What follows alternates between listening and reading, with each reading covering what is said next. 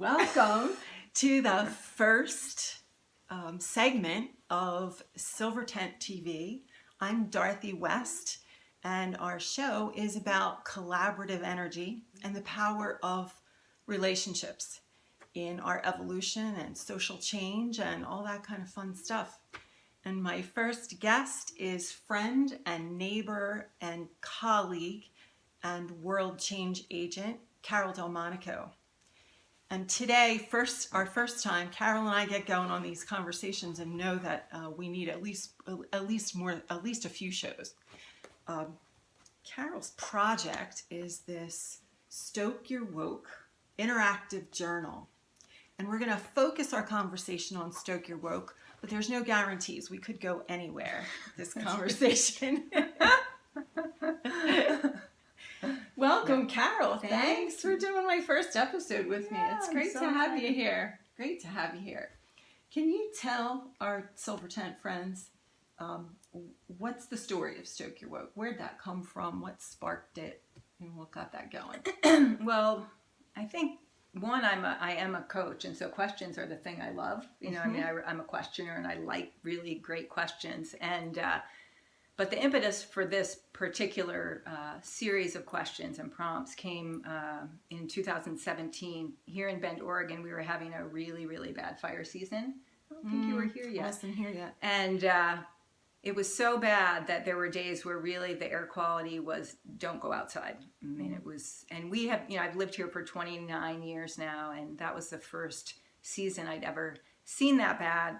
And so one morning I woke up and I looked every day to see what it was, whether I could go outside or not, and it was the worst it had ever been. It was like at 800 somethings. I don't remember what the name of those things are, but anyways, it was definitely not go outside weather. And yet there's a lot of people that have to go outside, right, to work and that work outside. And I was sitting there just feeling a lot of empathy for the people in our community that sometimes don't have a choice to be out in things that are actually really dangerous to us as humans, and just feeling a lot of grief because there was also the hurricanes and floods going on in Houston and India at the same time. And I said to myself, what is my part? And I was standing in front of my computer and just started typing, and like these 50 questions just rained down on the page. And, I sat with them for a while. I sent them to a couple friends, and I wrote a blog post. And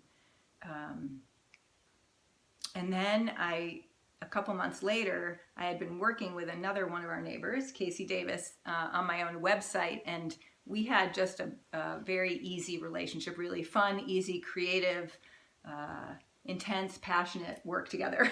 And so I asked her if she would help me. She's a designer, and if she would help me create a book out of the questions, and she said sure.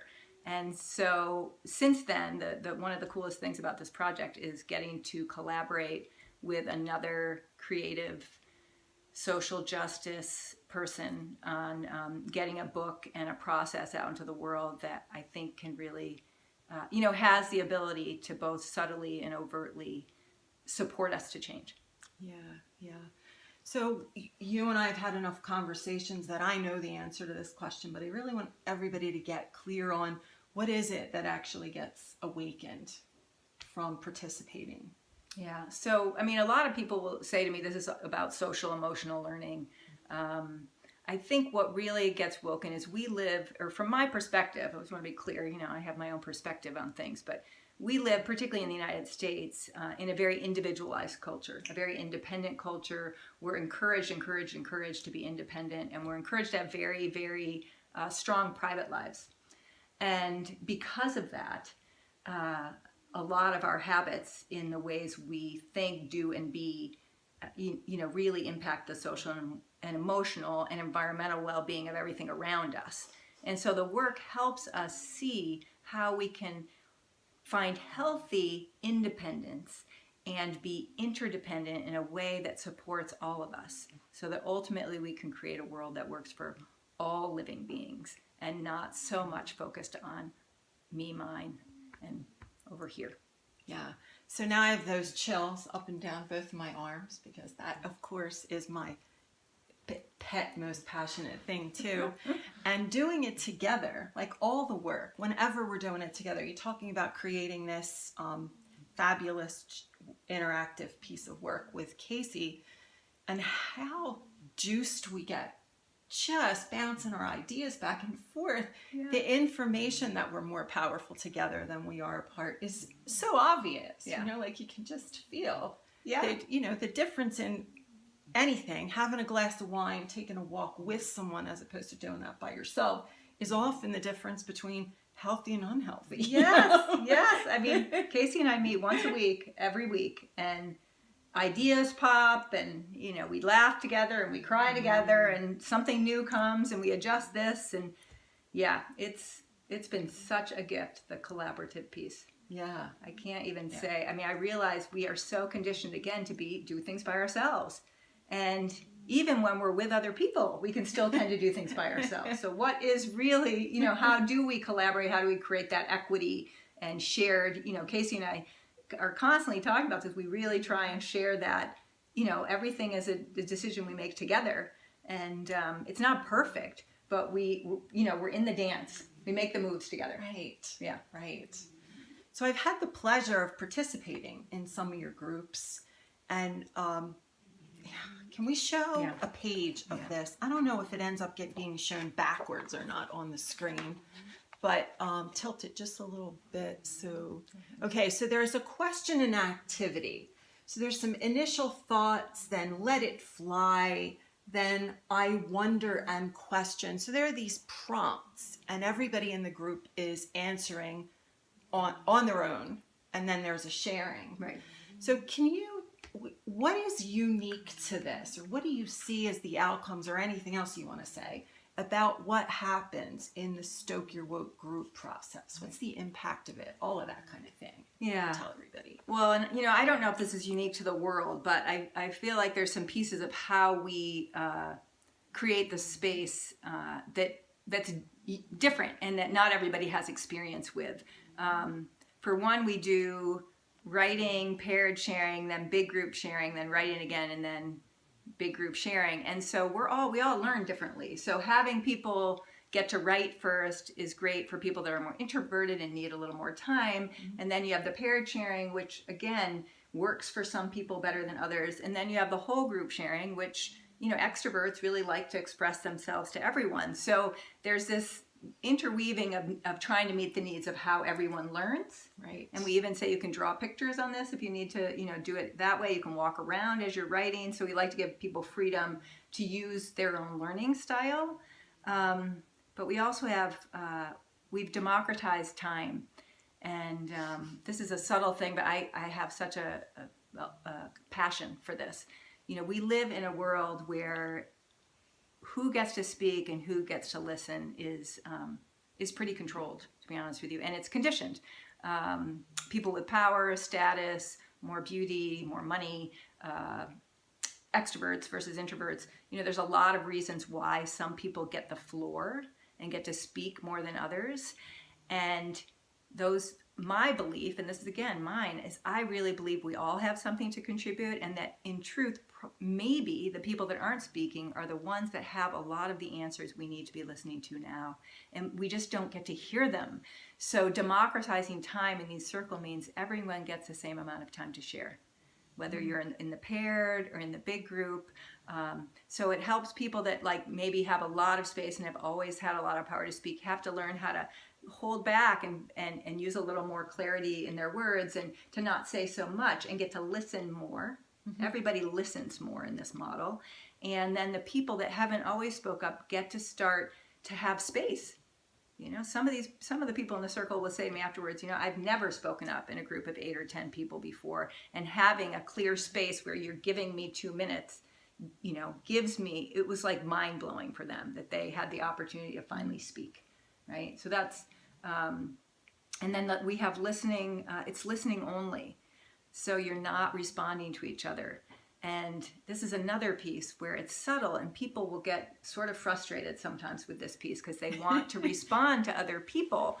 But what happens in my mind, again, around how we listen, is that when we're listening to respond, we're not actually listening to what's happening inside of us when that other person is speaking. And interestingly enough, I was working on this application to do this thing at this trauma conference. And, often our responses actually is our trauma responding to someone else's story. It's not coming from actually a healthy place in us necessarily. So when we only listen, we get to both listen to the other person and listen and feel into what our experience is in here. And to really get to know our own inner life as we're listening to someone else, instead of formulating a response to somebody else. Yeah, great. And on the other side of that, if you're someone who speaks frequently, if you're used to being the one that speaks, there's a relief of an accumulated responsibility of being the speaker. When you don't need, there's no response. Not only is it not needed, it's actually not even called for. You are relieved of that, as I said, an accumulated responsibility to have some useful response. Yes, to have something that somebody, something important to say so that everybody can feel better in the room. Yeah. Or I can give everybody some reassurance, or I can, right? Yeah.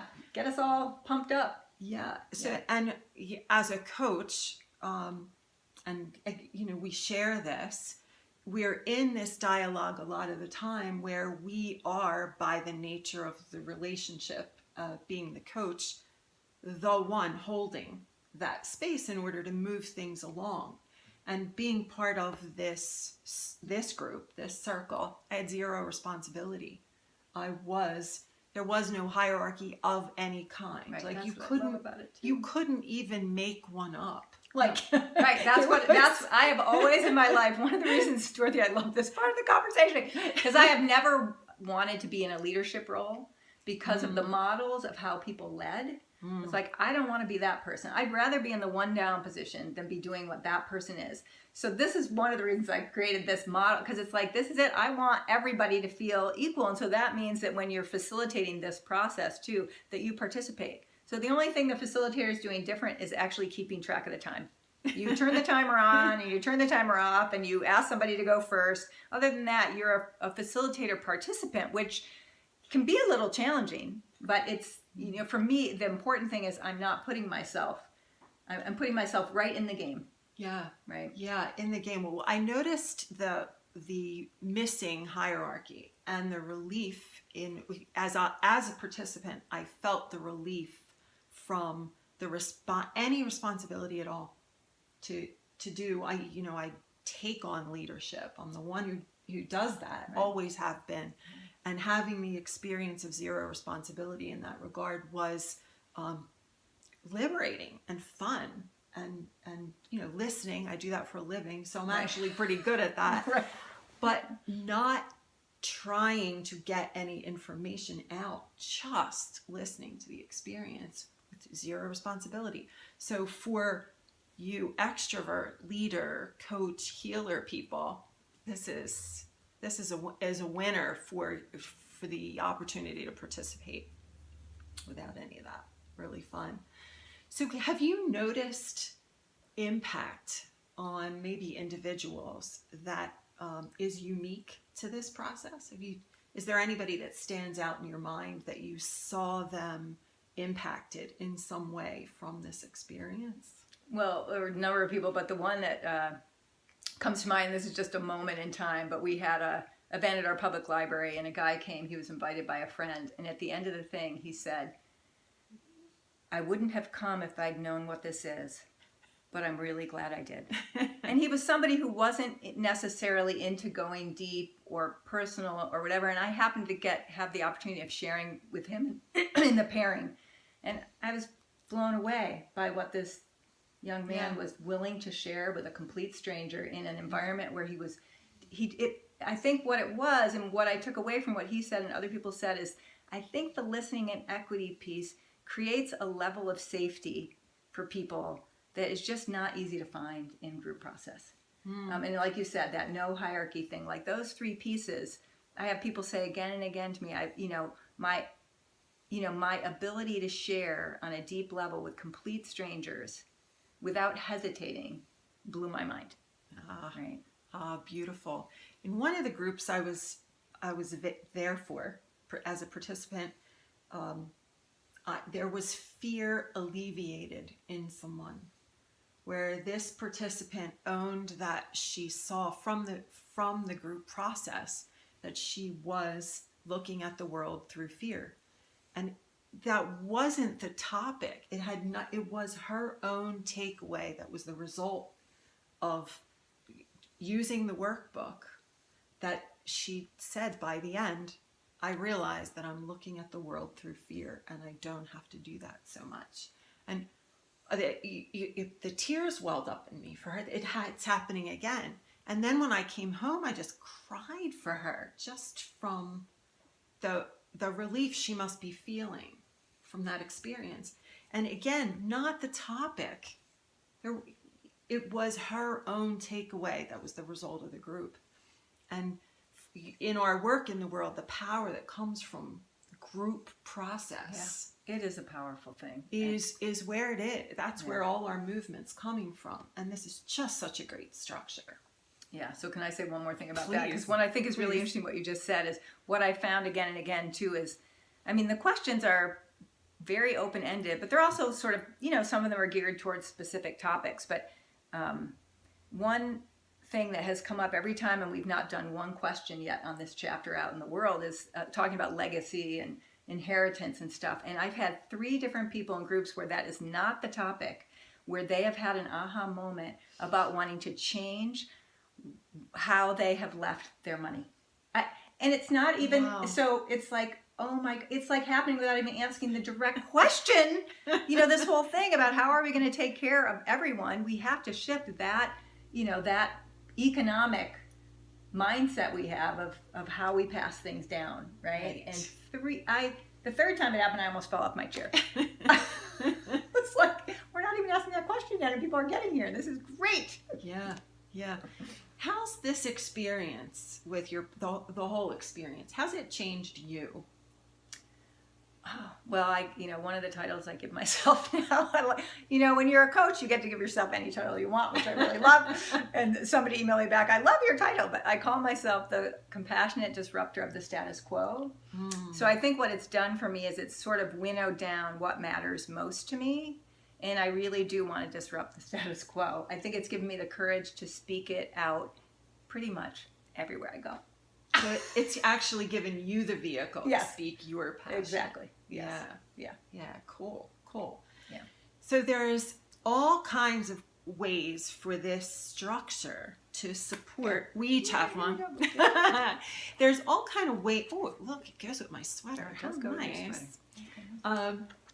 Ways to use the structure. Can you give some of your, well, you know what? I'm going to put that question second to the next one. Okay. Wildest dream come true. What would be your craziest, wildest dream of success with this? What would happen as a result? Well, one of the big things would be our economic structure would change. That would be a big one, that we would not look at the world, particularly again as Westerners, as Americans, through the economic lens. That we would begin to see our interdependence, and we would begin to see how our well-being is dependent on the well-being of every other living being. And so we would take really good care of everybody, every living being, every plant. We would do our best. I'm not going to say we're not going to step on a fly or accidentally, kill a mosquito or whatever. But I'm just saying in our hearts, it would mean we would totally it would be a really big shift in consciousness of for my well-being to actually be true, the well-being of every other living thing on the planet needs to be true as well. So that's my dream. Oh, man. And so for those of us, there's bazillions of us that are on board with that outcome. Yeah. What are some suggestions you have for the Silver Tent members to use this? Well, one would be, and I don't know that much still about your organization, although I'm joining and looking into it, and it looks incredible. And I think women over 50 have an unbelievable amount of power and creativity. So, I think maybe forming groups through the Silver Tent would be a great way to do this. I also find that bringing this into your families and to your own community is so important. Because what I was saying to Dorothy earlier is that one of my mentors has been Parker Palmer, and he just is a beautiful writer and a beautiful human. But one of the things that he really taught me is, in order sometimes to break down barriers we have with people, having a third thing other than me saying something allows people to, it neutralizes the space and allows people to kind of go deeper together. And so this whole book is sort of like a third thing. Every question, it's not your question. You're giving them this question, this book that Casey and I created, and the prompts there. And so again, you're leveling the playing field. It's not really about you. And that allows so much ease in being able to have a deep conversation with the people that you care about. So for all of us that love deep conversation and are increasingly uncomfortable by surface nonsense, or what we call cocktail party conversation, this is a vehicle to go deeper without any personal discomfort. Right. As soon as you open this up with somebody, you're like, hey, look at this question. What do you think? You get to go deeper without any personal discomfort. Really a powerful tool for that. Yeah. And so I did this with my kids. So I have two kids that don't live in the same city that I live in. And so we're meeting once a month. I have two, 22 and a 27-year-old. And, it's sometimes hard to have these conversations with them, but it's been so amazing to be able to have a vehicle that's not me, because you can imagine having me as a mother. Oh, right? Because you're the same. Right. But it's been so, I have gotten to know my kids, and they have gotten to know me in ways that they never would have if we didn't have this support. Yeah. So one of the things we were talking about was creative ways for Silver Tent members to participate. And we've been brainstorming that. One is obviously for you to access this workbook yourself and take a look. Other ways would be for us to meet virtually and use pages from the book to play. But we're open to your suggestions. So if you have ideas for how this could look, or ways to utilize this as a structure, we want to know. And we'll continue to play with you with this, not just the concept, but the practical use, the use of democratizing time, the use of eliminating hierarchy, the use of getting into deeper conversation without it being personal. So all of those components are right here, along with the creator. So if you have flashes of brilliance on how this could be useful, we'd like to hear it. But you haven't heard the last from her. She'll be certainly back on my show and also available to answer your questions. Thank you for watching. And Carol, thanks so much for being here. Thank you, Dorothy, and thank you, everybody, for listening. Anything else you want to say before we go? I just want to say I'm so grateful for this opportunity with Dorothy. Thank you. And just that the Silver Tent exists and that people are getting, love and care and support women who are over. I love the concept. I think it's really important. So thank you. Alrighty. Yeah. See you next time. Bye. Bye.